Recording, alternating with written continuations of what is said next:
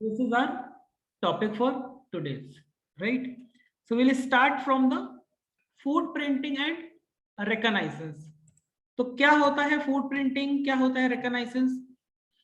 Food printing and reconnaissance is a stand to get the information of your target. That means you need to get the maximum information of your target. That is known as a food printing. ठीक है, मैं आज के topics बहुत slow नहीं चलाऊंगा, थोड़ा सा पेस में रखूंगा. ठीक है, after that you get a lot of time to practise the things whatever you learn today. It take so many days, like it takes around 5 to 6 days or 7 days to process each and everything. Okay, but today we'll decide to finish all these three things. Okay, so food printing and reconnaissance is to get the maximum information of your target, right? Like their IP addresses, the detail of IP address, website detail, domain detail, which technology is used to create and develop that particular website. Okay, how many subdomains are exist, where they host, how many services and ports are open on that particular target. So basically we'll cover all these things today.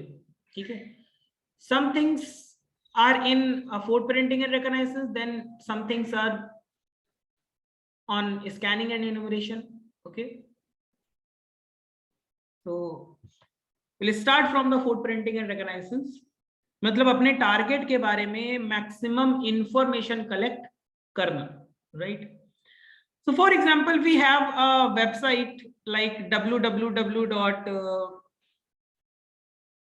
आप लोग कोई website suggest कर सकते हो अगर चाहो तो, अपने स्कूल कॉलेज की, या आप किसी वेबसाइट का नाम जानते हो तो वो आप सजेस्ट कर सकते हो. And Fawad, if you want to know any website and if you want to get the detail of any website, then still you can suggest us. आप लोग कोई है ऐसी वेबसाइट आपके कॉलेज की, स्कूल की, कुछ ऐसा? हाँ, कौन सी university? AKS university. Okay, so no problem, we'll take this website as a target. Okay, and we'll try to get the maximum information of this AKS University. Satna.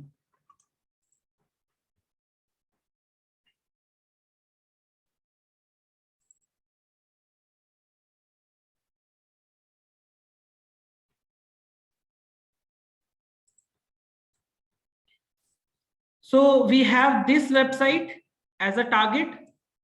HTTPS हटा देते हैं, that is not required. The thing is that required for food printing and reconnaissance is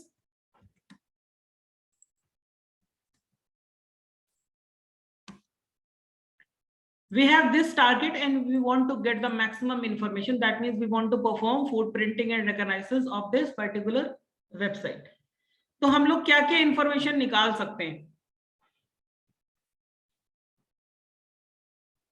या एक hacker के point of, because information gathering और you can say footprinting and reconnaissance, scanning and enumeration, these are the first step of hacking. Once we get to know the maximum details of your target, then only you can decide which type of exploit you can use to exploit the target, right? So today we have this aksuniversity.ac.in as a target and we want to get the maximum information of this particular website, right? So what we can do, first we need to get the IP address of domain. What is the IP address of your target? Another thing is details of IP address, right? Then details of domain. ठीक है,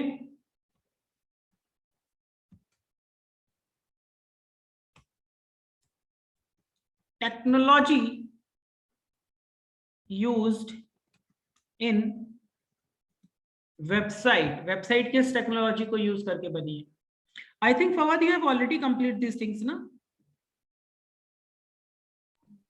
जी बिल्कुल, मैंने ये lecture लिया हुआ है, ये footprint and रिकॉग्नाइजेंस पर। अच्छा अच्छा, चलिए ठीक है, कोई बात नहीं, एक बार रिपीट कर लेते हैं, then we move on to no scanning. Problem, no problem. So mic mute कर दीजिए। So what is the technology used in website? Okay, then how many subdomains of given domain? ठीक है, then running services and open ports. So basically we need to get all these information with the help of footprinting and reconnaissance.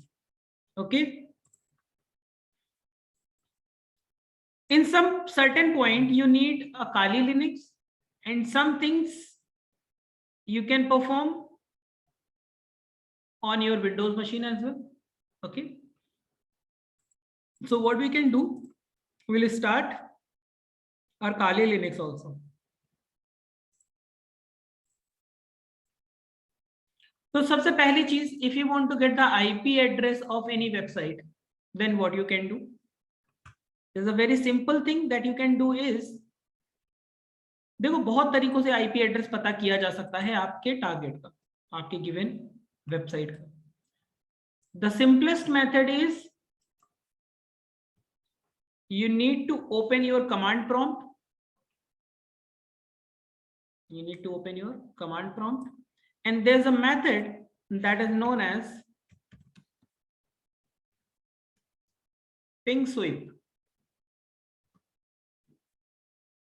इसमें आपको कुछ नहीं करना रहता है, it is quite simple method. Just need to open your command prompt, type ping and your target. See, you get the IP address. तो IP address हमको मिल गया. क्या है IP एड्रेस? 80 85 85 221.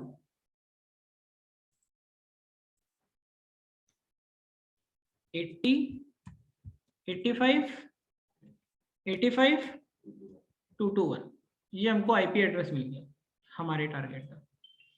अब इस काम के लिए हमारे पास विंडोज होना जरूरी नहीं है या लिनक्स होना जरूरी नहीं है. ये काम आप पिंग मेथड से यूज कर रहे हैं, और पिंग जो प्रोटोकॉल है, पिंग जो सर्विस है, ये आपको विंडोज पर भी मिलती है, लिनक्स पर भी मिलती है. तो इसके लिए ये ऑपरेटिंग सिस्टम डिपेंडेंट चीज नहीं है.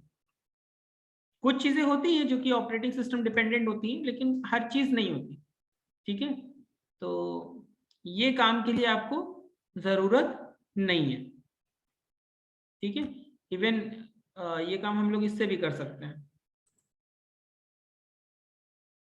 aksuniversity.ac.in.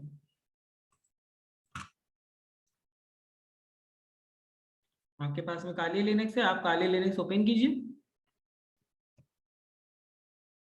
यहाँ पे लिखिए पिंग स्पेस aksuniversity.ac.in 80 85 85 221. ठीक है, so for this things you don't required any particular operating system, because जितने भी ऑपरेटिंग सिस्टम है, विंडोज हो, लिनक्स हो, मैक हो, सब में पिंग तो रहता ही रहता, तो वो कोई प्रॉब्लम नहीं. Once we get to know the IP address, then we can get the detail of that particular IP address. Detail से मतलब मेरा ये है कि किस सर्विस प्रोवाइडर का है, ठीक है, किस जगह है, होस्टेड कहाँ है, ठीक है, किस ऑर्गेनाइजेशन से बिलोंग करता है, स्टैटिक आईपी है या डायनामिक आईपी है, ये सारी चीजें. और इसको हम लोग बोलते हैं आईपी लुकअप. ठीक है, अब आईपी लुकअप के लिए टूल्स आते हैं दो तरीकों के. कितने? दो तरीके के टूल्स होते हैं. एक होते हैं जो डेस्कटॉप बेस्ड टूल होते हैं, that you need to install on your computer. Desktop applications आती हैं विंडोज के लिए भी, लिनक्स के लिए. दूसरा, इसके लिए एप्लीकेशंस आती हैं जो कि वेब बेस्ड होती है, मतलब वेब एप्लीकेशंस होती है, ठीक है। तो हम इसके लिए कोई वेब एप्लीकेशन ही यूज कर रहे हैं, पब्लिकली अवेलेबल रहती है। You just need to open your Google, ठीक है, एंड गूगल पर आप लिखोगे आईपी लुकअप, बहुत सारी वेबसाइट खुल जाएंगी, आप किसी भी लिंक पर क्लिक कर लेना। यहां पर आपको अपने टारगेट का आईपी एड्रेस लिखना है, 80 85 221, गेट आईपी डिटेल। तो होस्ट नेम aksuniversity.ac.in है। इंटरनेट सर्विस प्रोवाइडर लाइनोड है, इंटरनेट सर्विस प्रोवाइडर लाइनोड है, ये ऑर्गेनाइजेशन है, ठीक है। और इसी का ये जो आईपी एड्रेस ऊपर आपने डाला है, ये स्टैटिक आईपी एड्रेस है जो कि कॉर्पोरेट कनेक्शन है, और ये सर्वर कहां पर है इनका, यूरोप में, इंग्लैंड में, लंदन सिटी में। आ गई डिटेल। इसके लिए सिर्फ यही एक वेबसाइट नहीं है, और भी वेबसाइट्स हैं, आप कोई दूसरी वेबसाइट भी ट्राई कर सकते हैं। जैसे मैं अभी दूसरी वेबसाइट दिखा देता हूं। तो हर वेबसाइट में थोड़ा सा जो डेटा डिस्प्ले होता है वो थोड़ा सा डिफर होता है, मेजरली तो वही रहता है बट थोड़ा सा डिफर रहता है। Look, IP address, city London, state England, country United Kingdom, Linode, ये लाइनोड इंटरनेट सर्विस प्रोवाइडर है, ठीक है, यूरोप, ठीक है। तो ऐसे आप जितनी वेबसाइट पर देखना चाहते हैं देख सकते हैं। ये इसके लिए हमें डेस्कटॉप पर एप्लीकेशन इंस्टॉल करने की जरूरत नहीं है, we have web applications for this thing, that is called IP lookup. Now the details of domain, domain की डिटेल पता करना, उसे बोलते हैं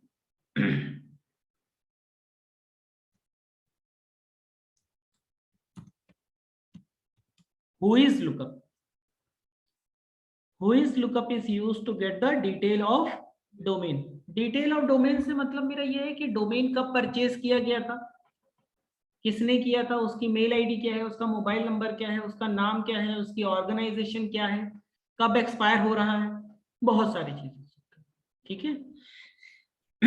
इसके लिए भी वेब बेस्ड एप्लीकेशंस आती हैं और डेस्कटॉप एप्लीकेशंस भी आती हैं, ठीक है। हम क्या यूज करेंगे, वेब बेस्ड। वेब बेस्ड से बेनिफिट ये होता है कि हम विंडोज पर हैं तो भी यूज कर सकते हैं, लिनक्स पर हैं तो भी यूज कर सकते हैं, ठीक है। तो आपको यहां पर सिर्फ लिख देना हु इज लुकअप। ढेरों वेबसाइट खुलेंगी बच्चों, ढेरों, आपका जो मर्जी हो वो आप खोल लेना, जो भी मन करे वो खोल लो, कोई ऐसी आपसे मैं रिस्ट्रिक्शन नहीं बोलूंगा कि हाँ ये वेबसाइट पर देखो वो वेबसाइट पर देखो। अब चूंकि ये मेरे पहले है, या चलो ठीक है मैं ये वाला खोल लेता हूँ, ठीक है। You can open any link, aksuniversity.ac.in, ये देखिए। तो इस डोमेन को परचेज करने वाली कंपनी अर्नेट इंडिया है, आप इसको गूगल करके देख लेना कौन है। ये डोमेन कब परचेज किया गया था, 7 मार्च 2012 को परचेज किया गया था, और 2018 में इसको अपडेट किया गया, 9 साल के लिए खरीद लिया गया। मतलब इसके में क्या होता है, ईयरली लाइसेंस होता है, डोमेन नेम का ईयरली लाइसेंस होता है, ठीक है। ये वो नेम सर्वर है जिस सर्वर पर ये वेबसाइट होस्टेड है। देखिए डोमेन नेम एक अलग चीज होती है, लेकिन जो वेबसाइट के पेजेस होते हैं वो तो कहीं किसी कंप्यूटर पर रखे होंगे ना, उस कंप्यूटर का नेम सर्वर होता है। तो ये इवेंट कास्टर इंडिया .in के सर्वर पर, के नेम सर्वर पर रखी हुई है, ठीक है। किस ऑर्गेनाइजेशन ने इसको खरीदा था, रजिस्ट्रांट जिसने रजिस्टर किया था उसका कॉन्टेक्ट इंफॉर्मेशन, ऑर्गेनाइजेशन का नाम है AKS यूनिवर्सिटी, ठीक है, मध्य प्रदेश की है, कंट्री इंडिया है, ठीक है।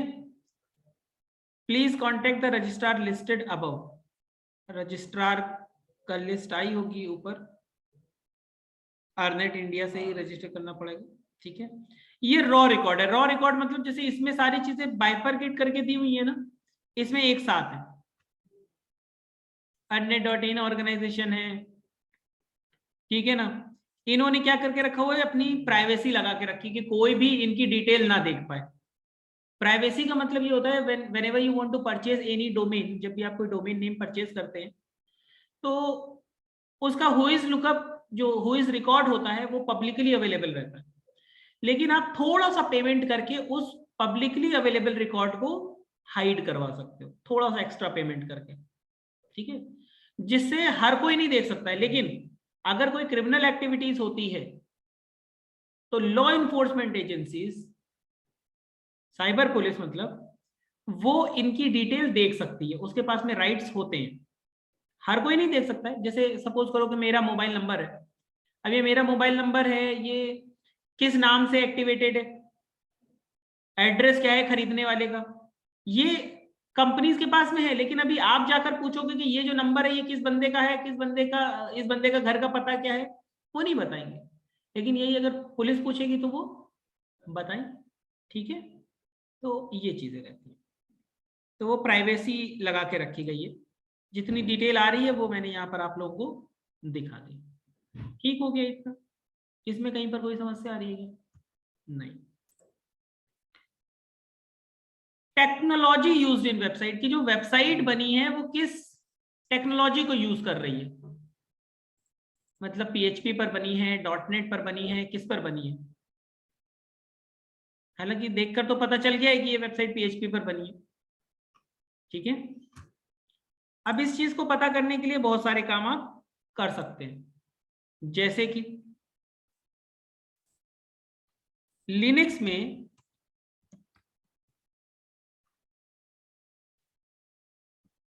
एक टूल होता है जिसका नाम होता है व्हाट वेब स्पेस, अपनी टारगेटेड वेबसाइट का नाम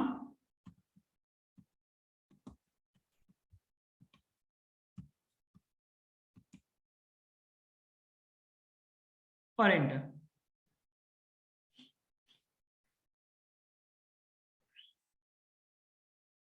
इस काम को करने के कई सारे तरीके होते हैं, वो सारे तरीके मैं बता रहा हूं।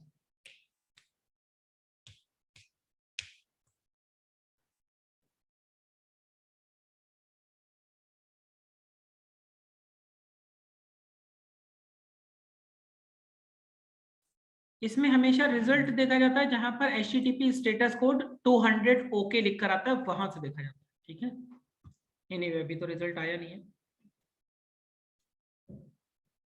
तो ये 200 ओके है, यहां से देखेंगे। तो ये वेबसाइट जिस सर्वर पर होस्टेड है उसका वेब सर्वर अपाचे है, और अपाचे का वेब सर्वर आ रहा है, ठीक है। वहां पर एक वेब एप्लीकेशन फायरवॉल भी लगी हुई है जिसका नाम है mod_bw, मतलब बैंडविड्थ लिमिटेड, ठीक है। कुकीज ये है, जब भी आप इस वेबसाइट को विजिट करते हो तो ये आपको ये कुकीज देती है। जो सर्वर होस्टेड है वो यूनाइटेड किंगडम में है, यूनाइटेड किंगडम में जीबी मतलब ग्रेट ब्रिटेन। ईमेल एड्रेस क्या है, info@aksuniversity.ac.in। गूगल का एनालिटिक्स लगा हुआ है इस पर। HTML का वर्जन 5 यूज हो रहा है, और जो HTTP का सर्वर है वो अपाचे है, और इन्होंने मैनेजमेंट के लिए cPanel लेकर रखा हुआ है। SSL लगा हुआ है, मतलब ये वेबसाइट HTTPS पर है ना, तो SSL इन्होंने किससे लेकर रखा हुआ है, mod_bw लिमिटेड से, ठीक है। IP एड्रेस भी यहां से पता चल गया। जावा क्वेरी लगा के रखा हुआ है इन्होंने।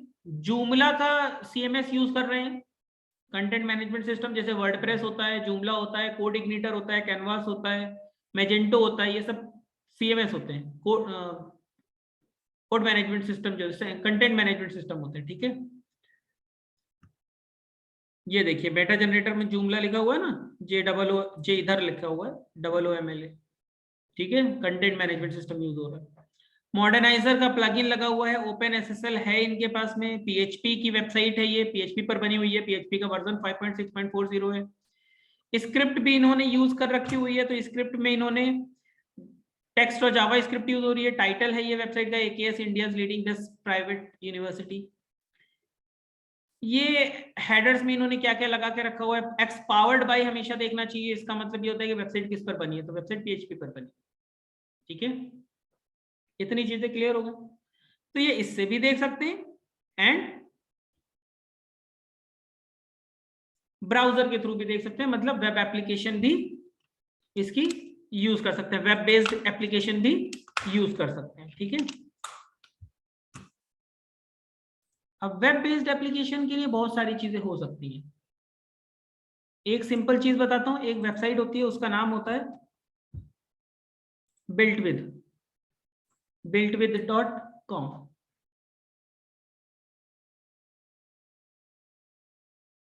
यहां पर आप सिर्फ वेबसाइट का नाम डालिए, बाकी ये सारी चीजें आपको बता देगा।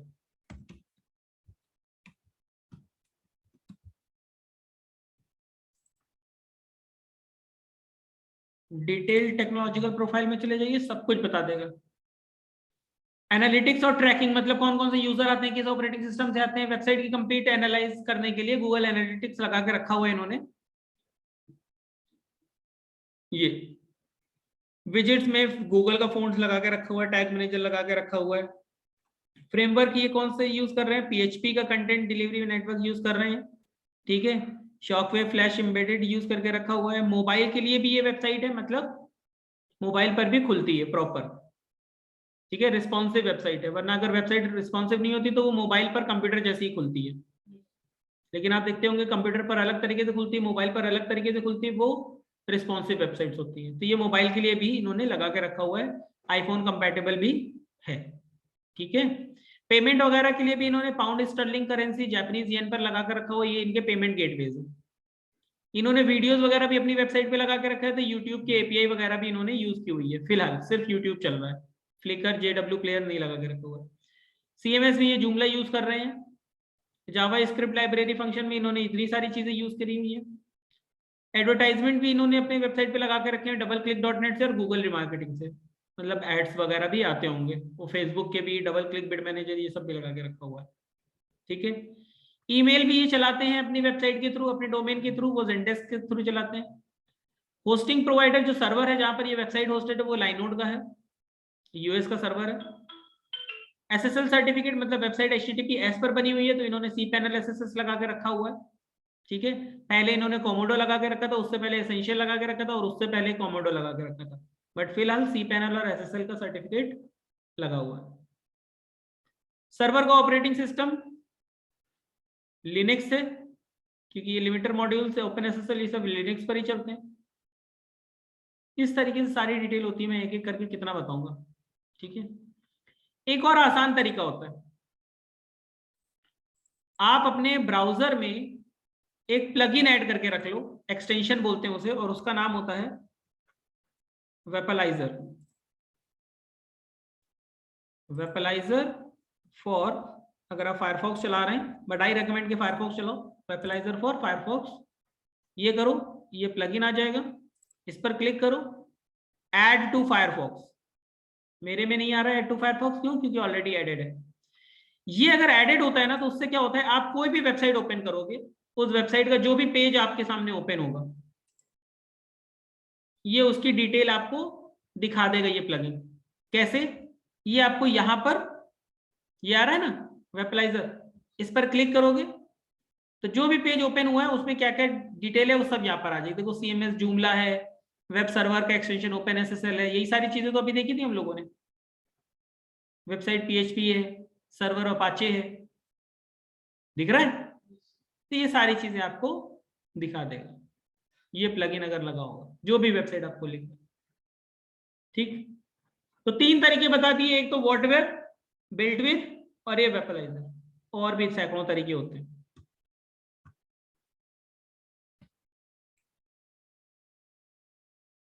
ठीक है। ये हो गया। अब सब डोमेन, सब डोमेन क्या चीज होती है, किसी को मालूम है?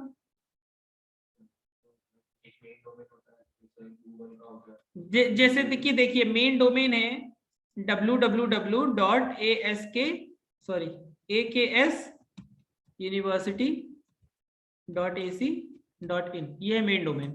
अब इसका अगर सब डोमेन बनाना होगा ना, तो जैसे events.aks university.ac.in, ये इसका सब डोमेन हो गया। आपको कभी भी किसी भी डोमेन में अगर डॉट्स मल्टीपल दिख रहे हैं, जैसे ये aks.university.ac.in है ना, तो ये तो आपको मालूम ही है कि ये ac.in.com क्या होता है। अगर www नहीं दिख रहा है और www से पहले कुछ और लिखा हुआ दिख रहा है, तो वो समझ लो कि मेन डोमेन क्या है, ये। ठीक है, तो हर डोमेन के मल्टीपल डोमेन्स होते हैं अगर वो बनाना चाहे तो, वरना उसको इवेंट्स के लिए एक नई वेबसाइट परचेज करनी पड़ती है, www.events@aks.university, वो तो कॉस्ट इफेक्टिव हो जाएगा ना। तो सब डोमेन फाइंड आउट करने के लिए भी वेब बेस्ड एप्लीकेशंस आती हैं और डेस्कटॉप बेस्ड एप्लीकेशन भी आती है। जो डेस्कटॉप बेस्ड एप्लीकेशन आती है वो विंडोज के लिए भी होती हैं और लिनक्स के लिए भी होती है। ठीक है, तो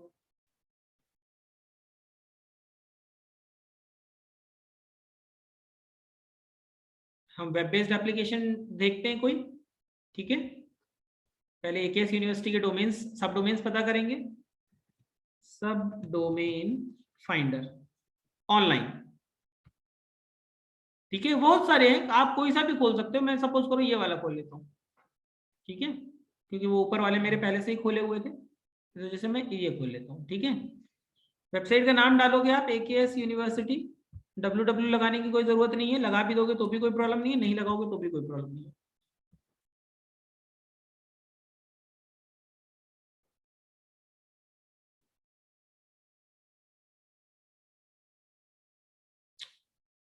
इसमें लॉगिन करना पड़ेगा, बिना लॉगिन वाली कोई वेबसाइट ढूंढते हैं।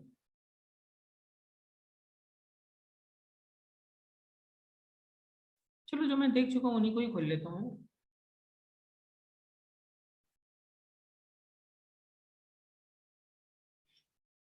तो ये हमने लिखा अपने डोमेन का नाम AKSUniversity.ac.in।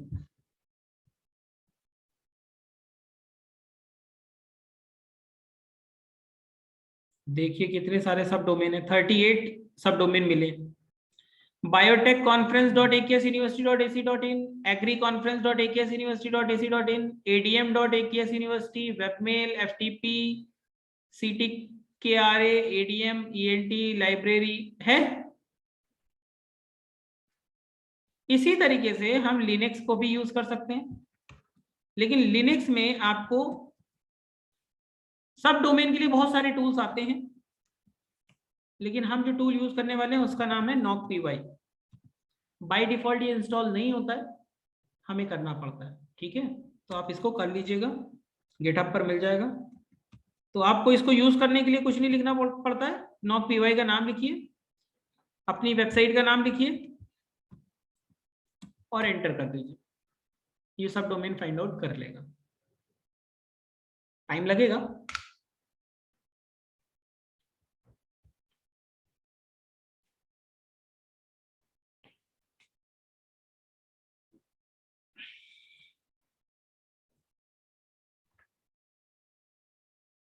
देखिए कितने सारे सब डोमेन्स मिल रहे हैं।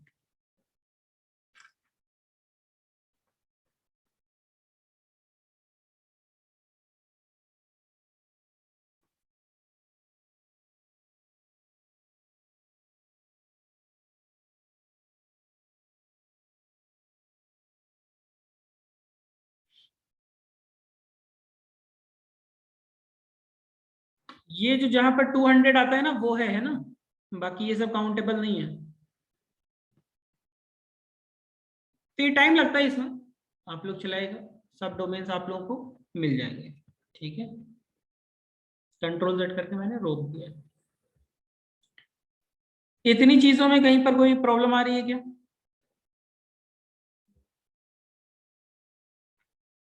अब ये जो नेक्स्ट आता है ना, running services and open ports, basically ये पार्ट है तो फूड प्रिंटिंग एंड रिकॉग्निशंस का, लेकिन इसके लिए हमें करना जो पड़ता है ना, वो उसके लिए हमें करना पड़ता है ये स्कैनिंग और इन्यूमरेशन। ये कहलाता है स्कैनिंग और इन्यूमरेशन, रनिंग सर्विसेज और ओपन पोर्ट्स पता करने के लिए। ठीक है, समझ रहे हैं? तो इसको स्कैनिंग करने के लिए, सर्विसेज पता करने के लिए, पोर्ट्स ओपन है पता करने के लिए हम लोग एक टूल यूज करेंगे लिनक्स बेस्ड। लिनक्स बेस्ड नहीं, वो तो विंडोज के लिए भी आता है, लिनक्स के लिए भी आता है, मैक के लिए भी आता है, लेकिन हम उसे यूज करेंगे लिनक्स पर। ठीक है, तो एक काम करते हैं, अभी अपन लोग 5 मिनट का एक ब्रेक लेते हैं, फिर इसके बाद में स्टार्ट करते हैं। ठीक है, क्योंकि उसी के फॉलो ऑन में हम लोग क्या करेंगे, सर्वर हैकिंग भी करेंगे। ठीक है,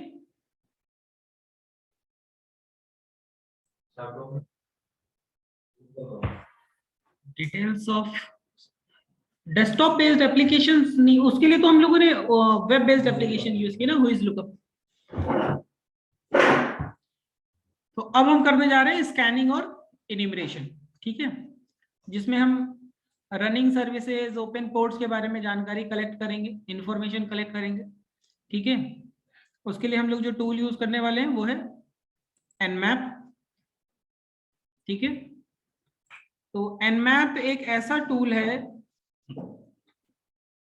जो कि आईटी सिक्योरिटी में, इवन आईटी सिक्योरिटी छोड़ दीजिए, आईटी में जो नेटवर्किंग डोमेन के लोग हैं, डेवलपमेंट नहीं, नेटवर्किंग डोमेन के जो लोग हैं और सिक्योरिटी डोमेन के जो लोग हैं, वो nmap के बारे में जानते हैं। बहुत ही फेमस और बहुत ही पॉपुलर स्कैनर है ये। उसके रीजन है, लाइट वेट है, मतलब सिस्टम को हैवी नहीं करता है, क्रॉस प्लेटफॉर्म में विंडोज के लिए भी आता है, लिनक्स के लिए भी आता है, मैक के लिए भी आता है। ठीक है, ग्राफिकल भी आता है, कमांड लाइन भी आता है। इसका जो ग्राफिकल वर्जन होता है वो ज़ेनमैप के नाम से आता है और कमांड लाइन वर्जन nmap। ठीक है, हम लोग इसके कमांड लाइन वर्जन को ही यूज करेंगे, ग्राफिकल पर नहीं जाएंगे।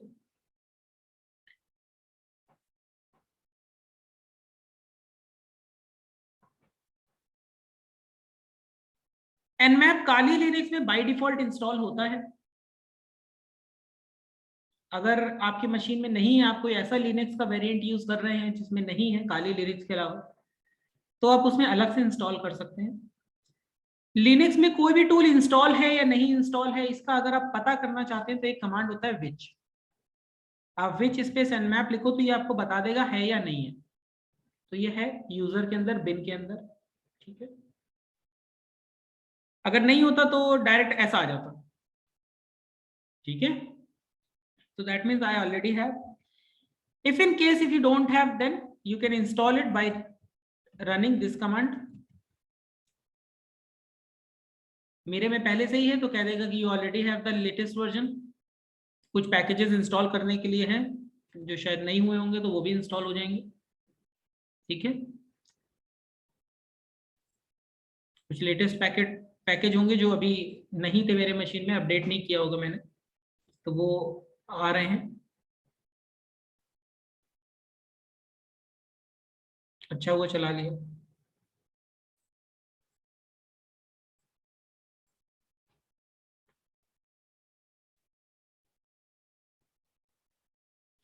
इस nmap की एक और खूबी ये है कि ये लोकल एरिया नेटवर्क में भी स्कैनिंग कर सकता है और इंटरनेट में भी स्कैनिंग कर सकता है। मतलब आप किसी डोमेन को भी स्कैन कर सकते हो या किसी लोकल कंप्यूटर को भी स्कैन कर सकते हो। आईपी एड्रेस से भी स्कैन कर सकते हो और डोमेन नेम से भी स्कैन कर सकते हो, दोनों ही चीजें। इसीलिए ये इतना पॉपुलर है क्योंकि इसमें सारी चीजें हैं। यूजली कुछ ऐसे स्कैनर्स आते हैं जो सिर्फ लोकल एरिया नेटवर्क एक को ही स्कैन कर पाते हैं, इंटरनेट पर स्कैनिंग नहीं कर पाते हैं। ठीक है, बट इसके साथ भी ये प्रॉब्लम नहीं है।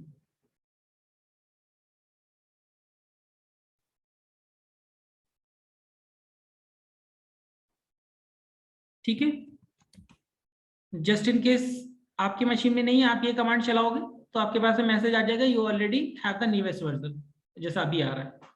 ठीक है, so I already have and it is the latest version. ठीक है, अब nmap को यूज करने के लिए क्या करते हैं, देखिए सबसे सिंपल, आप nmap लिखो और अपने टारगेट का आईपी एड्रेस या डोमेन नेम डाल दो। जैसे अभी मैं खुद का ही आईपी एड्रेस डालने जा रहा हूं यहाँ पर, तो मैं अपना खुद का आईपी एड्रेस पता कर लूं। मेरा आईपी एड्रेस ये 181 है। ठीक है, तो सिंपल nmap लिखो और अपने टारगेट का, जिसको भी आप स्कैन करना चाहते हो, उसका आईपी एड्रेस। जैसे मैंने खुद का ही आईपी एड्रेस लिख दिया, ये सबसे इजी तरीका है। ठीक है, स्कैनिंग डन हो गई। ये पढ़ा कहाँ से जाता है? पढ़ा यहाँ से जाता है, एनमैप स्कैन रिपोर्ट से पढ़ा जाता है। तो इसने बताया कि होस्ट तो अप है, लेकिन 1000 पोर्ट स्कैन किए इसने, और वो सबके सब बंद है, सबके सब क्लोज है। ठीक है, यही चीज अगर मैं AKS यूनिवर्सिटी के साथ में करता,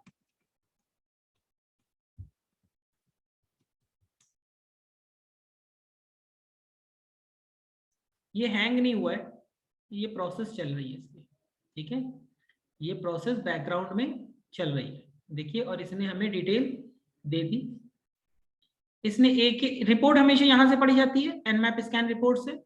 इसने बताया कि होस्ट अप है, 926 पोर्ट फिल्टर है, मतलब उनसे कोई रिस्पॉन्स नहीं मिला। 61 पोर्ट्स क्लोज हैं, तो 926 प्लस 61 कितने हो गए? 987। ठीक है, और ये टोटल पोर्ट्स कितने हैं काउंट करेंगे अगर आप, तो 13 निकलेंगे। 1 2 3 4 5 6 7 8 9 10 11 12 और 13। तो टोटल 1000 पोर्ट इसलिए स्कैन किए, जिसमें बताया कि 926 फिल्टर है, मतलब कोई रिस्पॉन्स नहीं आ रहा है। 61 से क्लोज का रिस्पॉन्स आया है, और 13 पोर्ट ओपन है। बाय डिफॉल्ट इसने कितने पोर्ट स्कैन किए? 1000। लेकिन एक सिस्टम में टोटल पोर्ट्स होते हैं 65,535, 65,535। उनमें से इसने कितने किए? सिर्फ 1000। मतलब अभी भी 55,535 पोर्ट्स में कुछ हो सकता है, वो भी तो ओपन हो सकते हैं ना 55,535 में से भी, तो कि नहीं हो सकते? हो सकता है वही वल्नरेबल हो सकता है वही एक्सप्लॉइट हो जाए। अल्हम्दुलिल्लाह। ठीक है, तो अगर हमें सारे के सारे पोर्ट स्कैन करने, तो ये बाय डिफॉल्ट 1000 जो पोर्ट स्कैन करता है वो वेल नोन पोर्ट होते हैं, वेल नोन पोर्ट्स। ठीक है, लेकिन अगर हम सारे के सारे पोर्ट स्कैन कराना चाहते हैं, तो आपको क्या करना पड़ेगा? आपको nmap स्पेस -p, p का मतलब होता है पोर्ट नंबर। कितने पोर्ट? 1 से लेकर 65,535 तक, और फिर उसके बाद में अपने टारगेट का नाम या IP एड्रेस। ये स्कैनिंग के तरीके बता रहा हूं मैं आप लोगों को, याद कर लीजिए, समझ लीजिए। ठीक है, अब ये बैकग्राउंड में अब और ज्यादा देर तक प्रोसेस चलेगी। तो बैकग्राउंड की प्रोसेस भी अगर आप देखना चाहते हो कि बैकग्राउंड में क्या कर रहा है, तो अभी फिलहाल मैं इसको रोक रहा हूं। अगर आप बैकग्राउंड की प्रोसेस भी देखना चाहते हैं ना, तो आप एक स्विच लगा देना -v। v का मतलब होता है वर्बोसिटी, v फॉर वर्बोस। वर्बोस मतलब जो भी बैकएंड में चल रहा है वो आपको दिखाएगा।